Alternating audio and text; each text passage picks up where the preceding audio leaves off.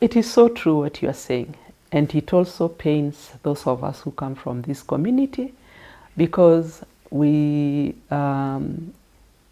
would wish that I help them to understand the value of leaving some of these retrogressive practices. But I can only do that by winning their hearts, by trying to give them alternatives.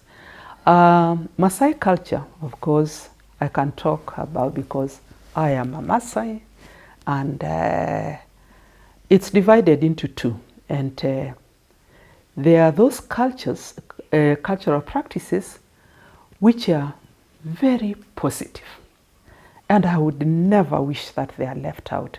And I believe they are godly because they help to build love within the community, lay strategies for administering and interacting with the community, grow young people to understand their role. And if you look at them, they are very distinct, like how we interact with older people, how we greet, how you are trained to become a young man, going through the rites of the rites of passage for a young man, particularly because, you know, a man, a boy, you know, in the Maasai community was somebody who was looked up upon so much, and it is still there because they are the leaders. And they'll be leaders. So Maasai culture always had a way of making sure that, you know, they are always central in all development. But there are those retrogressive practices. They are few and very poisonous. And these were not initially Maasai cultures.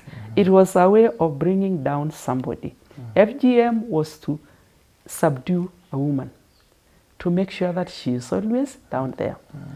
That is not anything that you'd wish to go.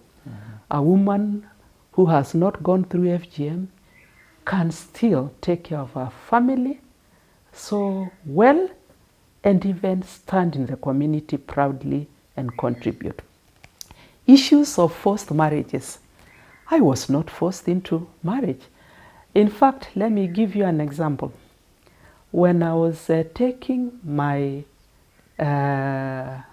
husband to go and introduce him to my parents, our section were fighting the section where he comes from.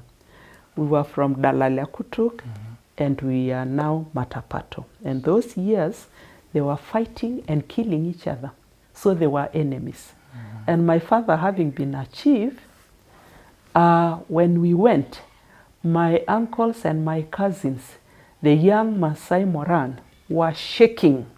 How do you bring an enemy and you come and say this is the person who wants to marry you?